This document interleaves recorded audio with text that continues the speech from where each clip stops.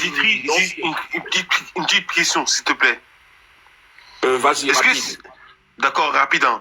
Est-ce que c'est des handicapés qui nous gouvernent? C'est une question. Hein. Oh, mon frère, on va... Oh, d'accord, ok. D'accord.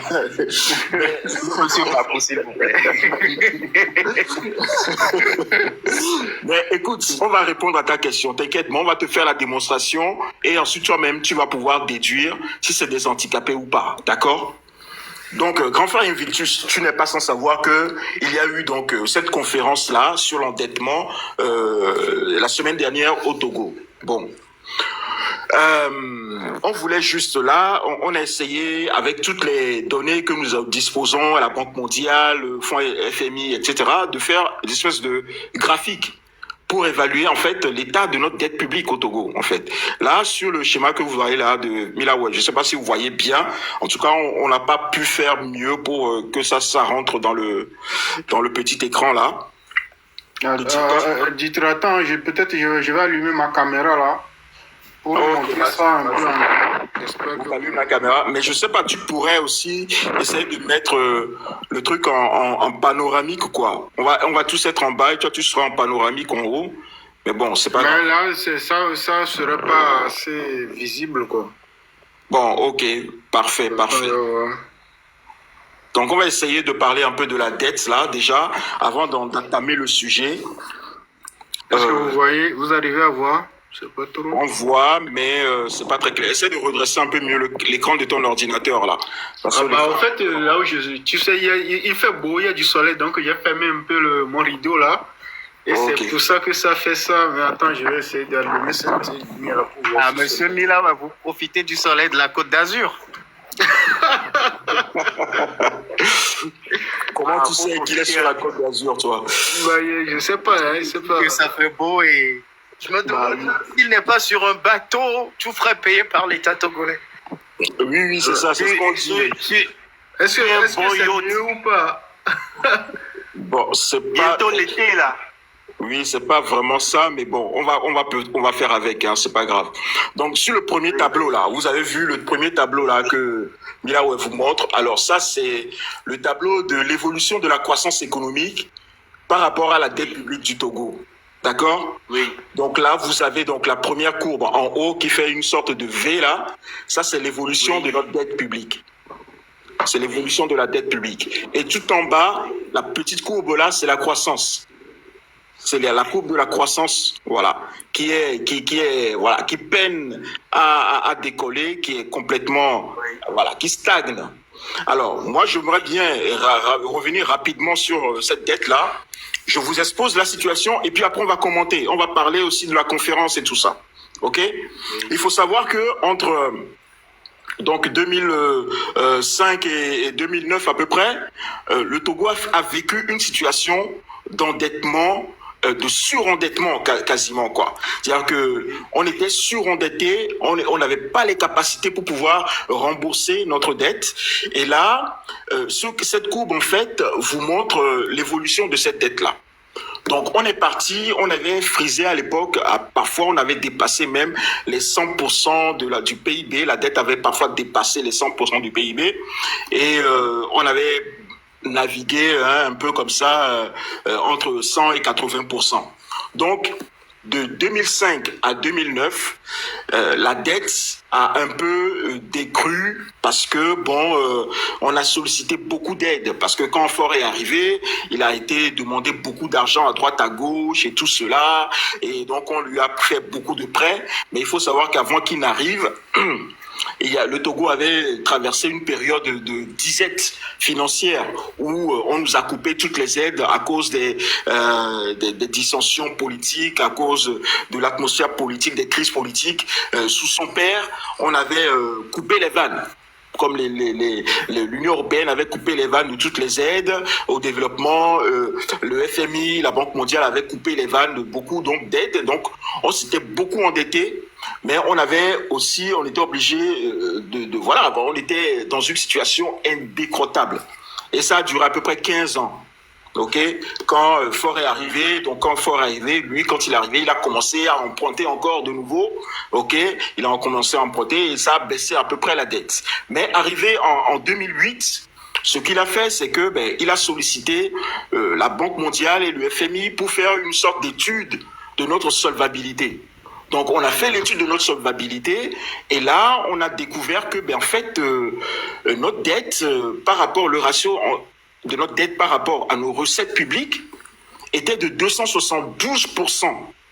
C'est-à-dire que notre dette était supérieure aux impôts. 2 fois les impôts, près de 3 fois presque les impôts que nous collectons.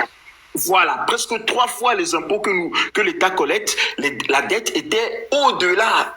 Donc, on était dans l'incapacité totale de pouvoir régler cette dette-là. Donc, qu'est-ce qu'ils ont fait? Au Bodjo Menami, ils nous ont fait une sorte d'annulation de la dette. Donc, on nous a annulé une bonne partie de notre dette. C'est là où vous allez voir la courbe qui plonge.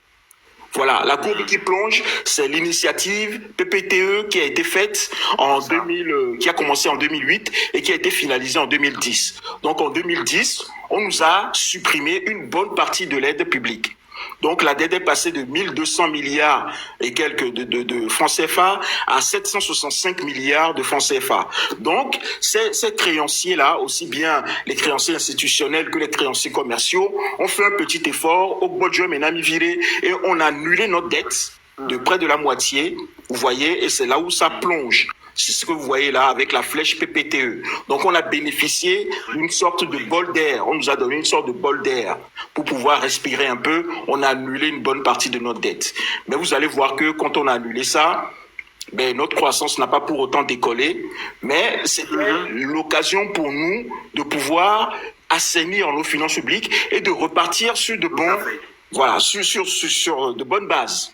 Voilà, c'était ça le but en fait. Ok, de nous permettre de pouvoir faire de nouveaux investissements, de nouveaux emprunts, en fait, de pouvoir permettre de faire de nouveaux emprunts pour pouvoir investir et relancer notre économie qui est stagnée jusque-là. Donc, normalement, à partir de 2010, la courbe que vous voyez tout en bas, là, la courbe de la croissance, la courbe là devait normalement pouvoir redécoller plus que ça. Mais on a stagné en dessous de 5%, alors que normalement, pour un vrai décollage, on devait atteindre au moins 7% de croissance. Le PIB devait augmenter un peu plus. Mais là, vous voyez que la courbe en bas, en vert, elle a continué à stagner. En revanche, on a quand même profité de l'occasion du PPTE pour s'endetter. Retourne sur le premier graphique, s'il te plaît. Donc là, vous allez voir que après le... La courbe a recommencé à remonter jusqu'à dépasser... Après le plongeon, on est reparti. On a recommencé encore à emprunter. On a recommencé à emprunter. Et là, en 2025, on a même dépassé la situation qu'on avait en 2005, ou en 2005, pardon, où on était en PPTE. En 2008, on était à plus de... Le ratio dette et recettes publiques était à 272%. Aujourd'hui, en 2025, le ratio dette, ressources publiques et recettes publiques est à 315%. Ça veut dire qu'on a même dépassé la situation. On est parti de 272 à 315. À 315%, le ratio dette, recettes publiques, sans avoir augmenté notre croissance économique. Sans avoir fait des investissements dans des actifs productifs pour pouvoir trouver des revenus. Donc, on a mis, Fort a mis le pays dans une situation catastrophique. C'est-à-dire que malgré l'effort qu'on nous a consenti, la facilité qu'on nous a donnée en 2008-2010 pour nous permettre de redécoller, on n'a pas profité de ça pour faire redécoller notre économie. Au contraire, on a aggravé encore notre dette pour zéro résultat. Et c'est ça qui est montré dans le deuxième graphique. Où vous voyez dans le deuxième graphique, entre 2010 et 2016 à peu près, nous étions dans une situation, voilà, à peu près verte. Mais à partir de 2016, voilà, on a recommencé dans des situations dans le rouge. Et en 2025, là, on a même dépassé la situation de crise qu'on avait quand on nous a accordé le PPTE. Donc aujourd'hui, le PPTE, non seulement ça n'a servi à rien, mais aujourd'hui, on est dans une situation pire. pire que la situation qui prévalait en 2005. Puisque le ratio maintenant dette et recettes publiques, c'est 300, ça a dépassé les 300%. Donc ça veut dire qu'il nous faut collecter, et là je vais répondre à Bakou, pour pouvoir régler, rembourser la dette togolaise aujourd'hui, il faudrait qu'on multiplie nos impôts par 3. C'est ce que ça veut dire, le graphique que tu vois là. Non, vous allez tuer les Togolais alors. Non. Franchement, équilibré avec la dette. Voilà, rembourser la dette. Parce que les seules ressources du pays, c'est les impôts. Voilà. Ça veut dire qu'ils brûlent les marchés, tout ça. Mais non, là, c'est grave, là. Non. Attends, c'est pas fini.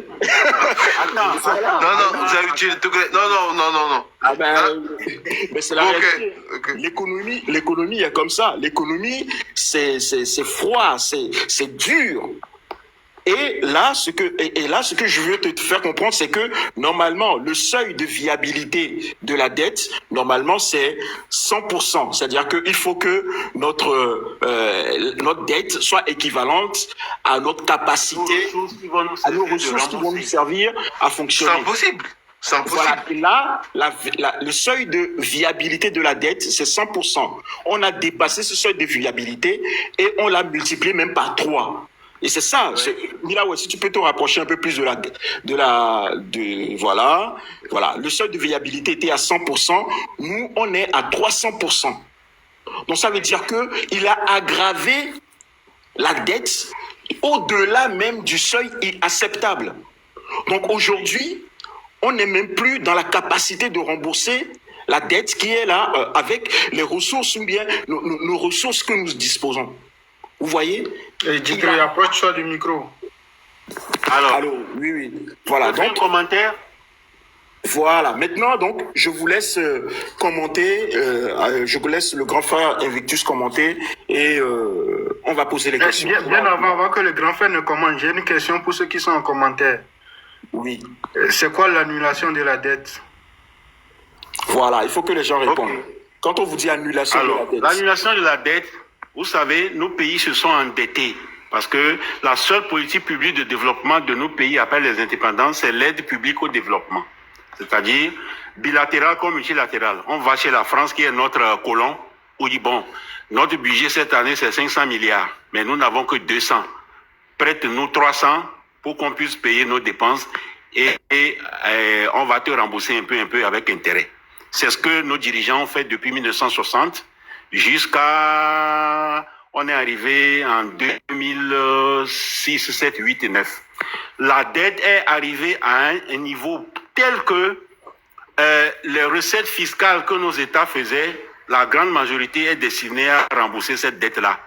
Et on ne peut même plus trouver de l'argent pour payer les salariés fonctionnaires qui travaillent et qui encaissent même ces impôts-là. Et donc, on est parti pleurnicher devant les bailleurs de fonds. Le groupe, à l'époque, il y avait groupe de quoi? Groupe de Paris, groupe de, je ne sais même Paris, plus. Oui, c'est ça, c'est le club de Paris. Le club de Paris. Voilà, club de Paris et autres. Et on est allé au FMI, à la Banque mondiale, se mettre à genoux pour dire, bon, messieurs, pardon, on sait que vous nous avez prêté beaucoup d'argent. Nous sommes aujourd'hui endettés. Le fardeau de la dette est tel que nous ne sommes plus en mesure de payer même nos fonctionnaires et ils risquent de se soulever pour nous dégager du pouvoir. Pardon, Vitus. Pardon, j'aimerais bien qu'on précise que dans ce cas, dans cette situation, pourquoi ils sont partis quémander? C'est parce que à ce moment-là, ils n'étaient plus en mesure de prêter de l'argent à des taux acceptables. Ils étaient obligés de prêter de l'argent plutôt peut-être à 10% ou des choses comme ça. Donc ils étaient obligés d'aller négocier une baisse de la dette pour pouvoir retrouver un certain seuil, un certain niveau de solvabilité qui va pouvoir rassurer les créanciers, les nouveaux créanciers auprès desquels ils vont aller faire la dette. Voilà, donc exactement. À un moment donné, il y a un blocage. C'était ça. Il y a ce qu'on appelle en finance la capacité d'endettement. Voilà. Jusqu'à combien tu peux contracter du crédit pour que tu puisses rembourser sans problème. C'est ça la capacité d'endettement. Donc, notre capacité d'endettement était atteinte, était dépassée, était saturée. Et donc, nos dirigeants à l'époque sont allés devant le FMI, la Banque mondiale, sommet de l'ONU et autres, G7, G8, G20, partout, ils peuvent aller pleurnicher pour demander que on n'a qu'à leur soit annuler la dette, effacer une partie de la dette, on n'a qu'à leur faire cadeau, soit on n'a qu'à rééchelonner, c'est-à-dire les échéances qui sont déjà passées, qu'on n'a pas pu honorer, on n'a qu'à les pousser devant, pour parler littéralement comme chez nous. Soit, bon, comme Didier vient de le dire, nous permettre de sorte à afficher des chiffres qui puissent donner confiance à ceux à qui nous voulons encore demander de nouveaux prêts. Et donc, FMI, Banque mondiale, ils se sont concertés et ils ont mis en place ce qu'on appelle les politiques d'abord il y a les politiques d'ajustement structurel dans les années 90 où on dit bon, comme vos sociétés d'État sont toutes déficitaires, font des pertes à cause de la malgouvernance, vendez tout, privatisez tout, supprimez tout ce que vous faites aux populations avant, les subventions supprimées, les nivaquines que vous envoyez dans les dispensaires là, supprimez, les flacons d'alcool là, il ne faut plus donner, eux ils n'ont qu'à payer, il ne faut plus donner rien gratuitement, tout le monde doit payer tout, péage là, il doit payer tout, oui, vous doit payer tout, c'est ça l'ajustement structurel. Après, il y a le PPTE, politique, pays pauvre, très endetté.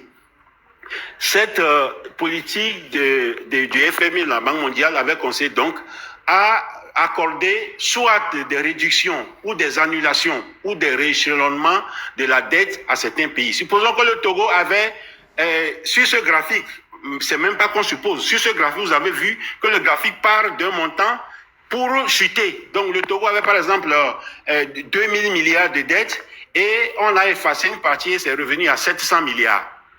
Et avec ces 700 milliards, comparé à ces recettes fiscales, on se dit, bon, il peut recommencer à demander de nouvelles dettes, de nouveaux emprunts. On peut lui accorder parce que les chiffres, sa capacité d'endettement devient supportable. Voilà, en français facile, l'annulation de la dette, l'effacement de la dette. Est-ce que la dette est réellement annulée? Voilà. Alors, ça, c'est une autre paire de manches. Est-ce que vous croyez que quelqu'un, lui, va s'obliger à l'autodiscipline? Il va s'obliger à éviter la corruption. Il va travailler nuit et jour. Il va économiser. Il va épargner. Et puis, il va donner à quelqu'un qui, lui, fait de la voyoucratie, du djandjouya avec. Et puis, moi, je te prête cet argent. Moi, je travaille, je bosse nuit et jour pour te prêter de l'argent. Toi, tu prends ça pour aller à Décon, pour t'amuser. Et puis après, quand l'échéance arrive, tu reviens chez moi pour pleurnicher, pour me demander de t'annuler ça. Est-ce que c'est possible sur Terre? La réponse est non. Ça, la réponse appartient à chacun. Moi, je vais vous donner la réponse. En fait, la dette n'est pas réellement annulée. Ça, c'est le message qu'on envoie à l'opinion publique pour dire que la dette est annulée. Et vous allez voir la conférence de Lomé, dans leur communiqué final, dans la déclaration finale, ils disent encore qu'ils vont faire une demande d'annulation de la dette. Prenons par exemple un exemple. Le Togo a une dette envers la France à rembourser. Et que le Togo est incapable, l'État togolais à un moment donné est incapable de rembourser l'État français. Qu'est-ce que l'État français fait? La dette est privatisée. C'est-à-dire que la dette est transférée à des entreprises privées. C'est-à-dire ces entreprises privées. Qui, eux, deviennent désormais le propriétaire de cet argent qui vont se charger de le recouvrer. Voilà. Et donc, qu'est-ce qui se passe? Maintenant, en France, ils vont décider qu'ils vont venir au Togo réaliser des travaux d'infrastructure ou bien des travaux d'intérêt général. C'est eux qui décident en France quel type de travaux faire, quelle entreprise qui doit faire ces travaux-là, et l'État togolais n'a pas un seul mot à dire dedans. Mais quand les entreprises seront sur le terrain pour réaliser ces travaux, l'État togolais va les payer. Donc c'est comme ça que la dette est privatisée. En fait, on rembourse la dette indirectement. Indirectement sans le savoir. Ouais, sans le savoir. C'est ce qui se passe dans la réalité. Et moi, je vous recommande le livre de Laurent Gbagbo, là, qui est sorti quand il était en prison. Voilà. Oui. Ça a été décortiqué dedans. Ça a été décortiqué dedans que voilà, en fait, quand on dit que la dette est annulée ou bien effacée, c'est juste pour un message à l'opinion publique. Et nous, Africains, on croit naïvement que on a effacé notre dette, hein, maintenant c'est mieux. Mais non, en réalité, c'est faux.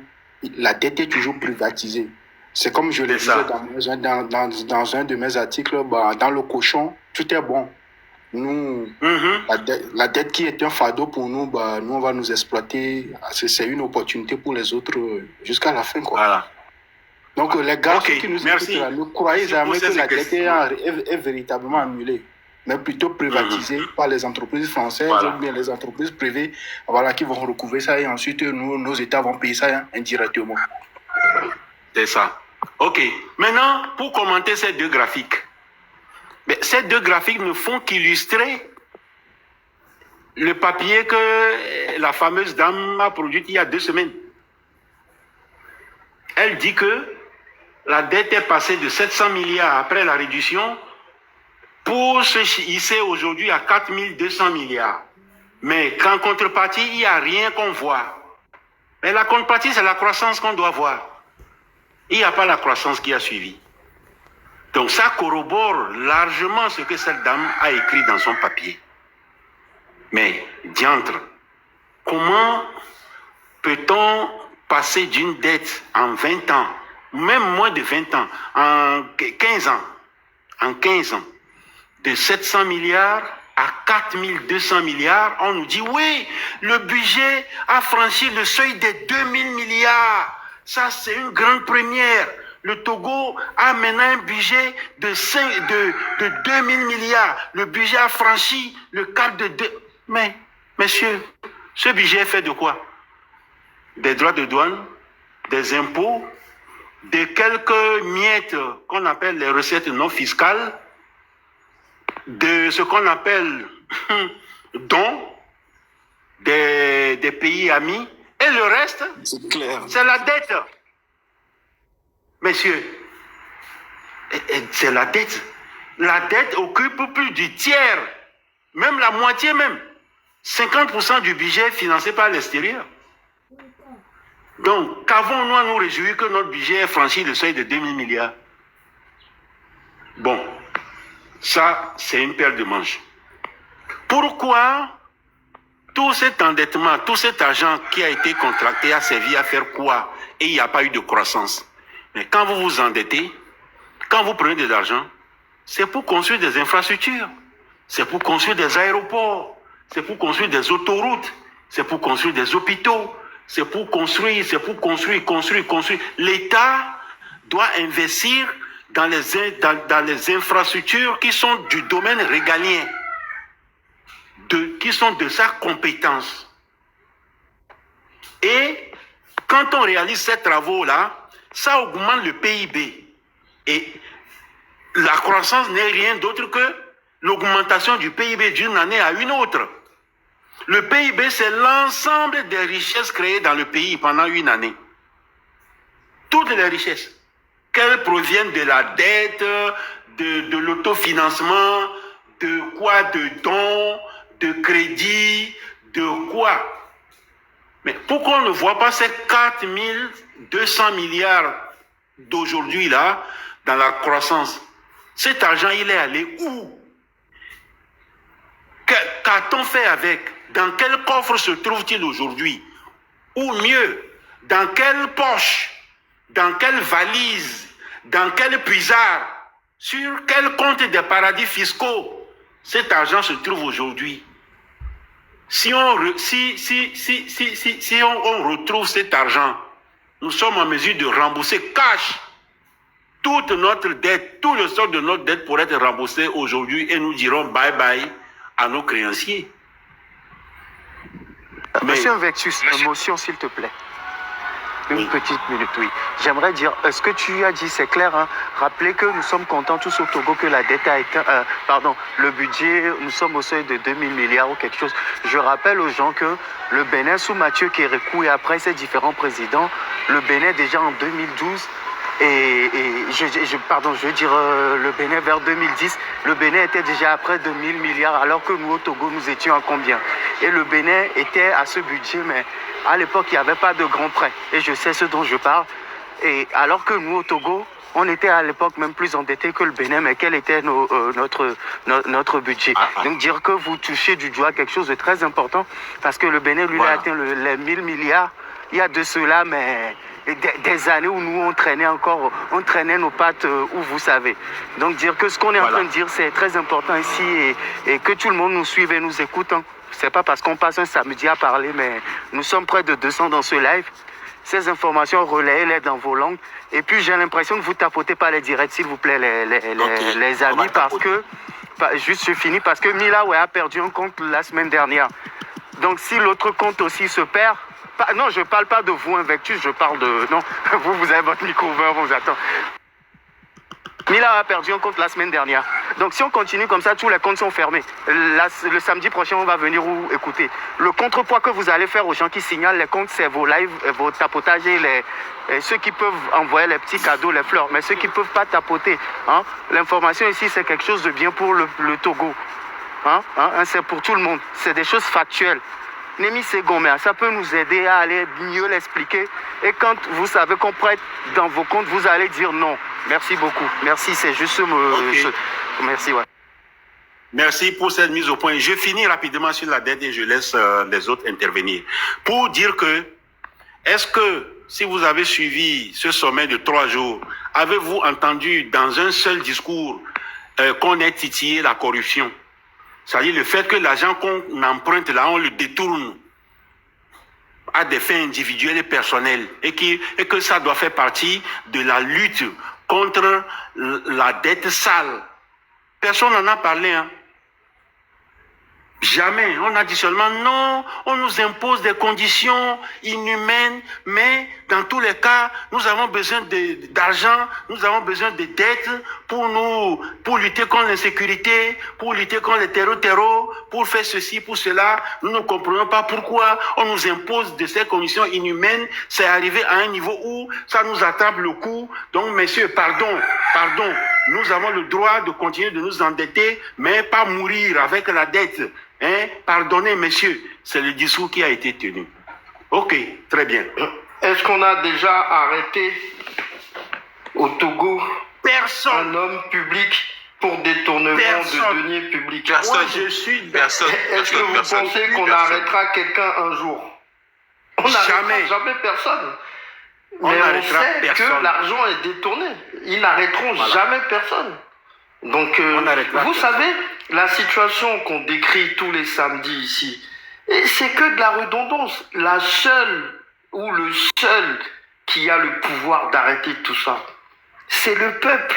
Personne d'autre n'a le pouvoir.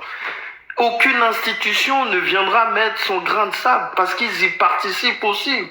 L'armée ne fera rien. Seul le peuple est souverain. C'est le jour où le peuple comprendra ce que Faux Ditri et Faux Milawe expliquent, ce que Faux Ferdinand dit tous les dimanches, quand le public aura compris quelle est la teneur, la profondeur de ce qu'ils disent, il y aura une révolution. Mais tant que le peuple ne comprend pas, on ne peut rien faire là. Il y a ton mythe, donc, et on l'a. Voilà, faux méchant. Merci, je termine, je comprends. Excusez-moi, monsieur Investus. Monsieur Investus, excusez-moi, Monsieur Investus, attendez, monsieur Investus. Mais ça, moi, je n'aimerais pas qu'on démobilise les gens. Il ne faut pas qu'on soit défaitiste. D'accord? Non, je ne démobilise pas, au contraire, je leur dis qu'ils sont les seuls à pouvoir faire quelque chose. C'est ça que je dis, je ne les démobilise pas du tout. On va jamais, on est optimiste. Voilà. On va aller ailleurs. Il faut ça, jamais. Ça, c'est grave. Il faut utiliser des termes qui galvanisent les gens. Il faut utiliser des termes qui galvanisent les gens. Attention à parce que ce que nous disons ici, sachant qu'il y a une grande partie qui ne comprennent pas nécessairement tout de suite ce que nous disons. Donc, non, il y a beaucoup de zozos quand même qui ne comprennent pas. Ils font semblant. Non, mais, voilà, bref, ils attaquent. Ok. Ils attaquent les élèves. Ok. Attends, Bakou. Donc, essayons d'être plutôt positifs. Essayons d'avoir des termes qui soient galvanisants pour le peuple. Attention à ce que nous disons, parce que les gens nous écoutent. Les gens utilisent voilà. Donc, si nous faisons pas attention, nous utilisons des termes qui peuvent démobiliser les gens, parce qu'il faut faire attention à ce qu'on dit. C'est-à-dire que la limite est ténue entre le discours défaitiste et le discours de remobilisant ou mobilisateur. Voilà, il faut que nous faisions l'effort de saisir la subtilité de cette chose-là et de ne pas décourager les gens. Voilà ce que je veux dire en fait, mais ça. Okay. Le discours ne doit pas... Il faut faire très attention. Terminé, voilà. m'a raccroché. Continue. Terminé, m'a raccroché. Non, m'a raccroché. On m'a raccroché. Je veux dire que... Continue. Cette conférence ne vise qu'une et une seule chose. Comme toujours, c'est de donner le signal pour dire, messieurs, nous sommes endettés. Le moment est arrivé pour que nous ne puissions plus rien vous faire socialement et que tout l'argent que nous prélevons sur vous soit destiné au remboursement des créanciers. C'est pour ça que nous avons organisé une conférence pour dire aux créanciers que, messieurs, la dette nous a pris le coup. Nous n'en pouvons plus. Et c'est eux qui n'ont pas répondu. Vous vous rappelez, il y a une vidéo qui avait circulé où le prince parlait de la dette, où il disait que mais lui, il a des obligations face à des créanciers qui ont des échéances, il ne peut que les honorer. Que tout l'argent qui rentre, il est obligé d'honorer d'abord ses obligations envers les créanciers avant de venir satisfaire les besoins sociaux. Vous avez déjà vu cette vidéo? Non, je me rappelle pas. Mais s'il a dit ça, cherchez cette vidéo, ça existe. Mais s'il dit ça, c'est extrêmement grave. Il avait dit ça dans une vidéo que lui, il a des obligations face à des créanciers en des échéances précises. Et que mais lui, il est obligé de respecter ces échéances-là. Mais qu'en est-il du peuple alors? Et le peuple qui meurt, le peuple qui n'a pas d'eau, le peuple, il s'en fout de ça alors? Et c'est ce qui a encore été répété dans cette conférence. Cette conférence vise à prévenir le peuple togolais que, messieurs, ma dette aujourd'hui c'est 4200 et ça augmente encore puisque quand les jours passent, les intérêts augmentent. Donc, il parle de sa dette personnelle ou la dette du peuple togolais. Parce que ce monsieur abuse, hein. Il abuse fort. Mais quelqu'un vient de dire qu'on contrat cette dette au nom et au la dette de... franchement... c'est le compte du peuple que cette dette est contractée. Non, franchement. Voilà. Donc, c'est un signal, pour conclure, que c'est un signal de plus. Je vous dis ceux-là, ils ne font jamais rien ex nihilo. Ils préviennent toujours, mais c'est nous qui n'avons pas des oreilles fines, comme les oreilles d'un hippopotame, pour capter le moindre bruit qu'on fait autour de nous. Les Togolais sont sourds. Ils ont des oreilles, mais ils n'entendent pas. Ils ont des yeux, mais ils ne voient pas. Nous sommes occupés par Donner TV, pardon. Si cette plateforme était en train de parler de fesses et de sexe, vous aurez vu qu'il y aurait 1000 personnes connectées. Alors qu'on ne se distrait que lorsqu'on a fini de produire, lorsqu'on est rassasié, lorsqu'on a satisfait tous ses besoins, les besoins de distraction font partie du sommet de la pyramide de Maslow. Besoins fondamentaux, ouais. Mais c'est vous qui avez tous les problèmes de la terre et c'est vous qui passez tout votre temps à vous distraire. Si vous ne marchez pas sur la tête, et sur quoi vous marchez alors? Nom de Dieu. Trop d'amusement dans le corps des Togolais, quoi. Trop d'amusement. C'est un signal. Quand les gens vont commencer à grommeler, à grogner, on va dire, mais on a fait une conférence ici, non? Ou dit que nous sommes endettés, non? Et que les créanciers, quand nous revoient la dette, non? Et donc, tout l'argent qui vient, nous, on est obligé de rembourser les créanciers d'abord parce qu'avec eux, on ne badine pas avec les engagements que nous avons pris avec eux. Donc, vous, le peuple, vous pouvez attendre. C'est ça qui arrive. Mais, cher il y a des sujets, il y a beaucoup de... Cher Invictus, j'ai une question pour toi, justement. Décidément. Est-ce que le fait, justement, après tout ce qu'on vient de dire là, qu'il a déjà profité d'une première procédure de réduction de la dette, que Et ensuite, il y a quelque chose dont je n'ai pas parlé, mais il y a eu un rebasage du PIB qui a gonflé aussi On a artificiellement. intégré des conneries dedans pour dire Voilà. que le Togo est Voilà. PIB. Attends, Alors, je c'est des réponds. choses c'est des choses Laissez-moi fictives. répondre. Je réponds. Il y a artificiellement, Bakou, attends là, ce rebasage du PIB a artificiellement baissé aussi encore la dette. Est-ce que après tous ces trucs-là, ces facilités qu'il a eues, est-ce qu'aujourd'hui il est encore crédible à demander encore qu'on lui baisse encore la dette avec dans le discours irresponsable qu'il a fait là lors de la conférence? Est-ce qu'il est encore crédible à ce que quelqu'un vienne encore lui dire on va essayer de t'aider pour réduire ta dette? Voilà, c'est l'avis que je veux te savoir. D'accord, mais non, Merci, c'est une honte. Didi. Cette question est très pertinente. Bakou, ferme ton micro, Alors, s'il te plaît. moi, je ne veux pas juger le discours de quelqu'un. Lui seul sait ce qu'il raconte. Mais ce que je peux dire, mais si tu as besoin de 10 000 francs, que tu vas demander à ton frère, alors qu'il t'a déjà prêté 100 000, tu ne lui as pas remboursé, tu viens encore demander 10 000, qu'il refuse, et que tu vas chez un ami, qui lui, il a les moyens de prendre ta télé en gage, il a les moyens de prendre ta moto en gage, il a même les moyens que tu lui signes et des engagements les plus fous, les plus imbéciles, les plus farfelus possibles. Lui, il va te prêter les 10 000 et il va te prendre tout ce que tu lui offres en garantie. Donc, ce ne sont pas les prêteurs qui manquent sur le marché. Vous voyez qu'aujourd'hui, nous nous tournons vers les pays du Golfe, non? Comment? Ah, ce n'est plus le FMI, ce n'est plus la Banque mondiale.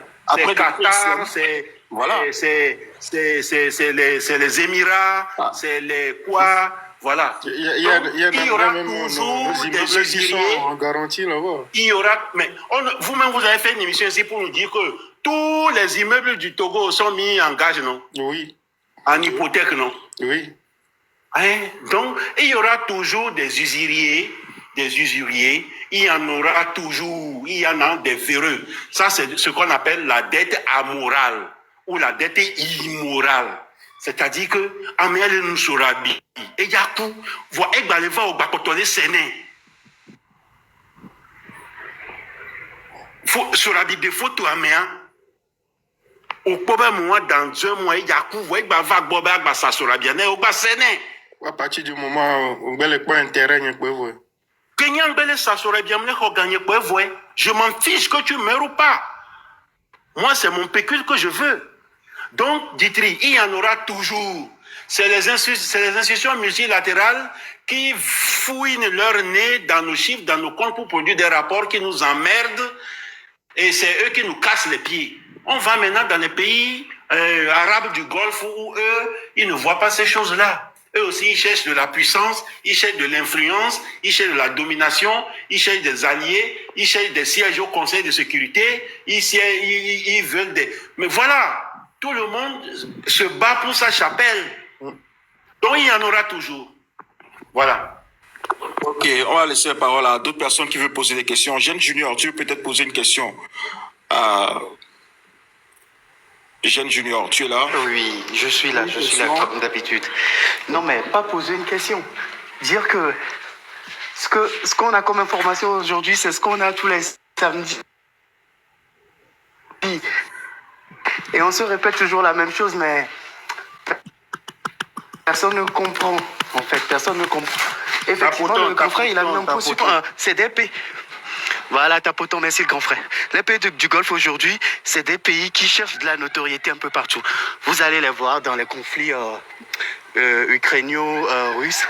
Ils sont là, ils sont en train de dire qu'ils vont essayer de faire des accords de paix. Ils sont un peu partout. Donc, quand le Togo vient, le Togo est un client idéal. Le Togo est un...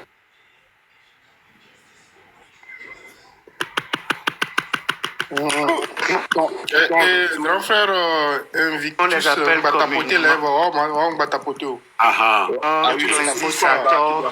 Ceux qui sont sur le panel, ne tapotez pas. C'est seulement ceux qui sont... On les appelle. Pardon.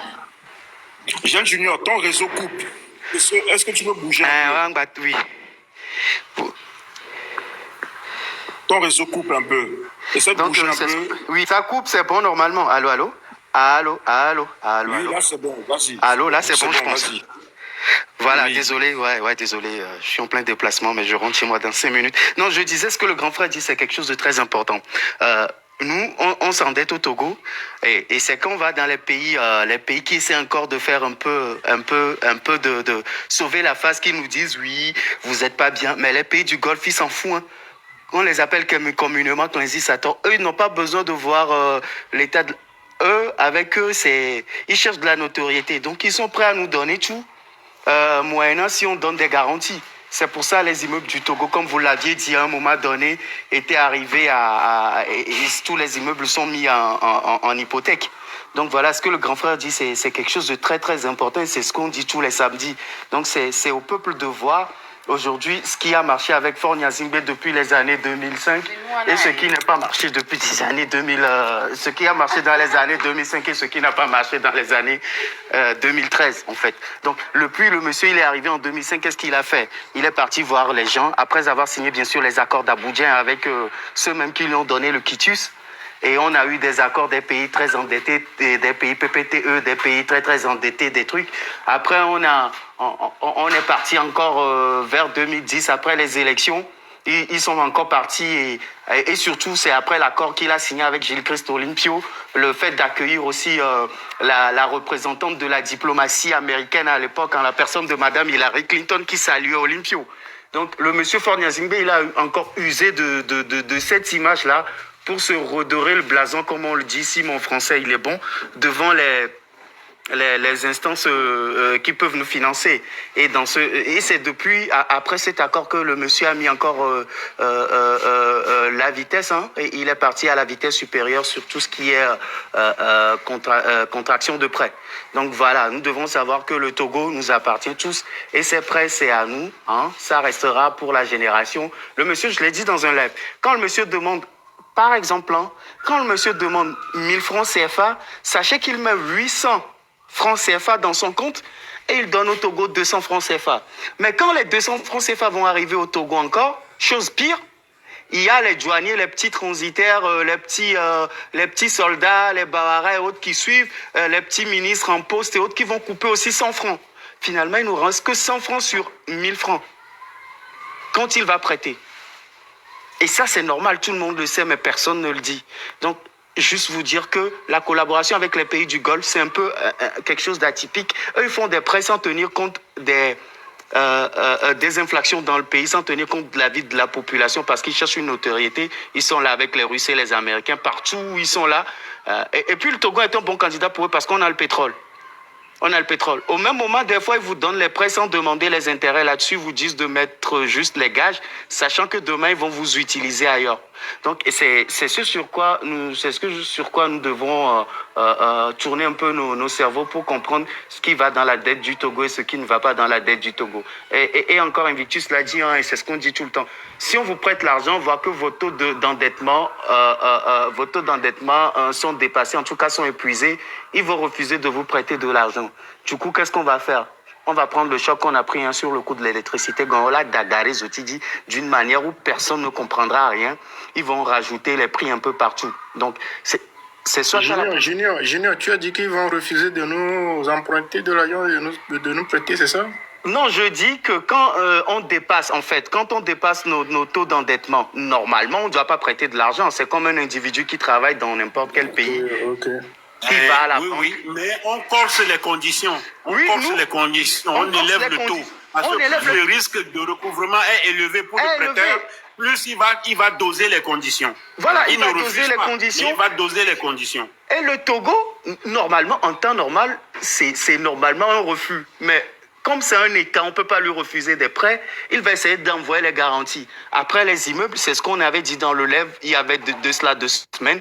Quand on dépasse un taux d'endettement, il faut donner d'autres garanties, il faut amener d'autres sources de revenus. C'est ce qui justifie par l'OTR. Et Madame Magui l'a dit. Oui, Madame Magui l'a dit. C'est le commentaire là qui me fait rire. Donc, Madame Magui l'a dit, ils vont tout faire, ils vont forcer sur les choses pour qu'on puisse avoir, l'OTR qui fait rentrer beaucoup de sous. Et malheureusement pour nous, l'OTR, il fait rentrer les sous, mais ils se partagent les bénéfices entre eux et personne ne comprend rien. Ils s'achètent les immeubles, hein. On a vu les photos la dernière fois aussi. Et derrière ça, Monsieur Forniasingbe aussi va faire ce qu'il a envie de faire. C'est le prince, donc il doit satisfaire ses envies. Il va prendre son avion, il va un peu faire le tour de Belle Nana en Italie et autres. Vous savez combien nous coûte le voyage du jet privé de Monsieur Forniasingbe? Je me suis donné le défi de le faire. Et je vais faire les calculs juste en voyant ce que coûte à peu près le stationnement d'un jet privé dans les aéroports de Milan et de Rome. On peut une estimation. Voilà, faire une estimation et publier sur ma page ou venir vous donner ce que ça peut nous coûter. Vous savez ce que coûte le carburant de M. Forniasingbe parce que l'Italie, Lomé, Europe, Lomé, Angleterre, Lomé, le monsieur le fait toutes les 2 semaines hein, ou toutes les 8 jours. Des fois, il se déplace sans que les gens ne sachent. Donc nous devrons commencer à travailler sur ce sujet aussi pour montrer au peuple que ce qu'on est en train de dire ici, c'est pas de l'amusement. Chaque samedi, on se répète. Mais quand on arrive à un moment donné, les gars, ne réfléchissons pas. Vous n'êtes pas seuls dans cette lutte. Quand ça va commencer, je vous dis, si au Togo, nous commençons une révolution aussi pacifique que soit-il, pensez juste à votre sauvegarde, à votre légitime défense. Et derrière, vous allez voir combien de gens de la diaspora africaine, combien de gens dans la diaspora européenne va revenir vous joindre. Je vous donne 2 ou 3 jours. Si nous résistons 3 jours, nous allons voir combien de gens vont rentrer dans ce pays pour nous soutenir. Parce que des fois, il faut juste un étincelle. Et dans l'armée, il y a des voix dissidentes hein, à cause de la dette, à cause de la gouvernance. Et c'est les petits signes qu'on a de Magui. C'est les petits signes qu'on a des convertis aujourd'hui qui nous sortent des communiqués et qu'ils sortaient même à l'époque. Je vous dis, Enyalamo aussi veulent nous dire, mais ils ne trouvent pas l'occasion. Donc, on est 200 ici. Si on termine ce live, allons expliquer dans nos différentes langues ce que Invictus nous a expliqué, ce que Ditrimila nous a expliqué, ce que les panélistes ont rajouté. Parler en toute langue, Moba, Tchokosi, Eve et autres. Et puis, je ne vais pas m'attarder très longtemps et commencer à réfléchir, à vous préparer 2 par 2 à des stratégies. Maintenant, on ne peut même plus insulter le peuple togolais parce que l'État a compris que notre distraction, en tout cas notre préoccupation, c'est la distraction. Il nous donne Donné TV, il nous donne d'autres choses. Mais c'est à nous de lui dire non. Nous sommes un peuple vaillant, un peuple éveillé, un peuple kabia, un peuple tchokosi, un peuple moba et que nous comprenons hein, les dures réalités du moment. On n'a pas de l'eau à boire, on est en train de laisser des dettes à nos enfants et nous disons non. Et quand on va commencer à se parler 2 par 2, vous allez voir aujourd'hui. Hier, les gens sont sortis, mais ils nous ont renvoyés à la maison. D'ici peu, ils vont augmenter l'essence. Et ça peut être une belle occasion quand tout le monde aura compris que nous ne pouvons même plus acheter le pain à 100 francs, mais que nous devrons l'acheter à 150 ou à 200. Donc, monsieur Ditré Milaway, je vous laisse aussi la parole aux autres. Autre question. Je cherche à me sauver. Pourquoi? Ouais, effectivement. Ouais, j'étais là, je suis de retour. Effectivement. Waouh, le Togo, notre pays est dans le chaos, hein. Monsieur Forniasingbe a mis le pays dans le chaos, mais bon, moi, ce que j'arrive pas à comprendre, les dettes, ils en font quoi lorsqu'ils ils font ces prêts-là, ils en font quoi? C'est ma question principale. Chaque fois, les dettes, parce que les pays... Parce que quoi? Moi, si je prends la Côte d'Ivoire, ils se partagent ça, c'est tout, c'est la réponse. La Côte d'Ivoire, par exemple, est plus endettée que le Togo, mais on voit le niveau de développement de la Côte d'Ivoire. Ce n'est pas comparable avec celui du Togo, il faut qu'on se dise la vérité. Quoi qu'on puisse reprocher à Ouattara, mais aujourd'hui, la Côte d'Ivoire est en pleine évolution. Mais chez nous, depuis 60 jusqu'à présent, c'est toujours le statu quo. Maintenant, il y a un second point. Les partenaires bilatéraux. Je prends le cas de l'Allemagne.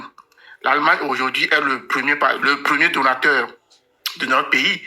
Mais ils sont au courant de tout ça là, que tous les dons qu'ils font, tout ça là, sont toujours détournés. Mais ils continuent pas à nous envoyer des dons, à financer nos projets, etc.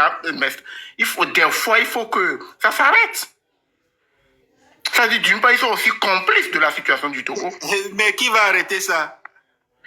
Ah bon, d'une part, c'est à la population hein, de prendre ses responsabilités, essayer de mettre la pression sur ses partenaires là pour que non, ça suffit. Vraiment, sur tout ce que M. Invictus vient de décrire, waouh.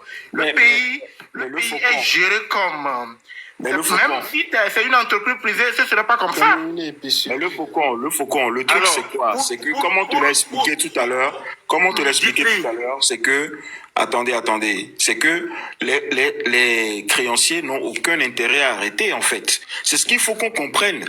Les créanciers n'ont aucun intérêt à arrêter parce que, Au contraire. dans une situation comme celle du Togo, ils ont la capacité d'augmenter leurs intérêts. Voilà, d'augmenter les taux d'intérêt. Donc, de se faire plus d'argent sur le dos des Togolais.